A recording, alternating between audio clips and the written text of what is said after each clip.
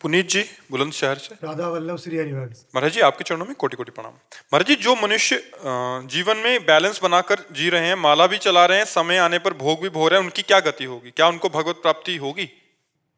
नहीं, जन्म पे जन्म। जब सुधार कर लें तब होगा, जब सुधार कर लें।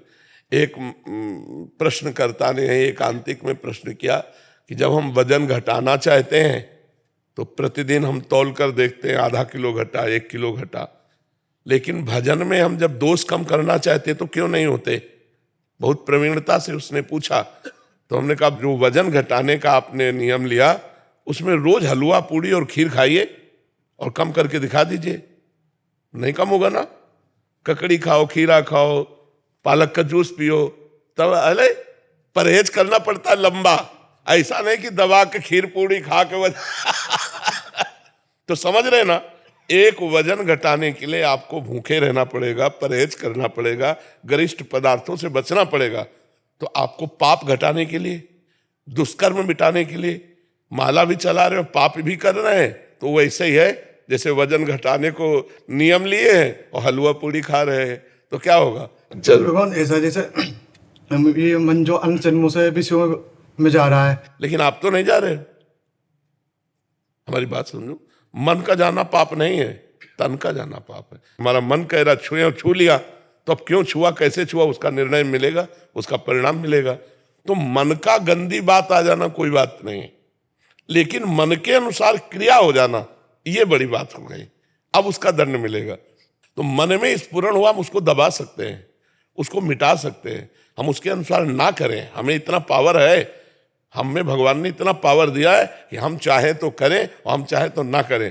पर हम ऊपर से तो चाहते हैं कि ना करें, लेकिन अंदर से लगता है सुख मिलेगा, इसलिए हम कर बैठते हैं और फिर हम कहते हैं हम तो चाहते थे कि ना करें, पता नहीं कौन सा दिमाग हुआ कि हम कर दिया। सुख बुद्धि, इसको ये कर लें वो कर लें, तो उसमें देखिएगा सुख बुद्धि है कि अगर ऐसा कर लेंगे तो हम सुखी हो जाएंगे, इसीलिए हम ना चाहते हुए का बात कह के और फिर हम कर बैठते हैं। तो हमारे मन के अनुसार जो वासनाएं स्फुरित होती हैं उनसे हमारी कोई हानि नहीं होनी है उनके अनुसार क्रिया कर देने पर। तो क्रिया को तो रोकना होगा, और जो क्रिया भी करते रहते हैं, माला भी घुमाते रहते हैं, तो बहुत जन्म वाला कार्य है। जब किसी जन्म में होश आएगा और वैराग्यवान होंगे तब भगवत प्राप्ति होगी, ऐसे नहीं होती कि ऐसे हो जाए। जी। वेदश्री जोशी जी। राधे राधे। राधे राधे महाराज जी। महाराज जी, अपने सांसारिक जीवन में रहते हुए निरपेक्ष भाव से स्थित प्रज्ञ कैसे बने? भजन बल से। जितना भजन करोगे उतनी बुद्धि शुद्ध होती जाएगी, जितनी बुद्धि शुद्ध होती जाएगी उतने निर्मल ज्ञान, और निर्मल ज्ञान से हम माया रहित होंगे। सबके बीच में रहते हुए भी हम किसी से आसक्त नहीं। आज हम सत्संग में कह रहे थे हमारे हृदय में एक भी फोटो नहीं है और दुनिया से मिल रहे हैं। हम लोगों का तो है आपसे चाहे जो भी हो स्थिति, आप मतलब बिना देखे, बिना सुबह उठने के बाद बिना आपका दर्शन किए पर शांत नहीं होता। आप भले ही कर लीजिए, हमसे नहीं। नहीं, अच्छा हमारी बात समझो। आप जैसे आप हमें देखते हैं संत रूप में, हम आपको देखते हैं भगवान रूप में, तो ये रूप हमारे सामने नहीं आएंगे। एक भी रूप हमारे भगवान का ही रूप रहेगा, क्योंकि जब हमने तुम्हें देखा तो हमने माना मेरे भगवान इस रूप में आए, समझे ना? इसीलिए कोई और रूप नहीं। ये क्रूरा अपि पापिनो न च सताम संभाष्य दृश्यास्य सर्वान वस्तुतया निरीक्ष परम स्वाराध्य बुद्धिर्मम। मेरे आराध्य देव भगवान राधा वल्लभ लाल इन सब रूपों में आए हुए हैं, तो उन्हीं को देख के प्रणाम करते हैं। इसीलिए एक फोटो नहीं। इस सखी ने प्रश्न किया निरपेक्ष। अपेक्षा रखेंगे जब आप व्यक्ति होगे, और निरपेक्ष रहेंगे जब हम अपने भगवान को देख रहे हैं। मांगने की चाह होगी जब व्यक्ति सामने होगा, और निष्कामता आएगी जब भगवान सामने होंगे। तो हम गृहस्थी में, परिवार में किसी से अनुकूलता ना चाहें, अनुकूलता दें। सुख देवे को चावचित सब सो हित निष्काम। सबको सुख दूं लेकिन किसी से सुख ना चाहूं तो निरपेक्षता आ जाएगी। और जब हम सबसे सुख चाहते हैं तो अपेक्षा आ जाएगी। तो निरपेक्ष भगवत प्राप्त महापुरुष होता है और अपेक्षा युक्त सांसारिक जीव होता है।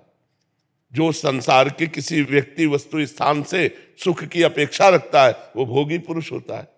जो सबसे निरपेक्ष रहता है वो योगी पुरुष होता है। तो गृहस्थ में रह करके भी योगी तभी बना जा सकता है जब खूब भजन हो।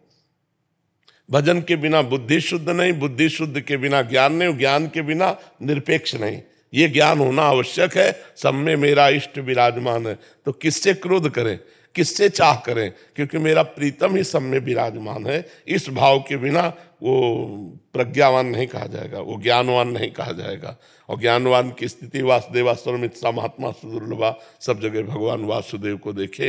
ये इस दुर्लभ महात्मा है। महात्मा का मतलब भेद से थोड़ी होता है, स्थिति से होता है। आप साधारण गृहस्थ वेश में भी आप उत्तम महात्मा हो सकते हैं यदि आपके आचरण ठीक है, आपका चिंतन ठीक है, आपका व्यवहार ठीक है, तो आप महात्मा है। और महात्मा होकर आचरण भ्रष्ट है तो पाखंडी नहीं है, दम्भी है, नाटकी है, नौटंकीबाज है। नौटंकीबाज है वो कोई महात्मा थोड़ी है। महात्मा तो आचरणों से माना जाता है जी।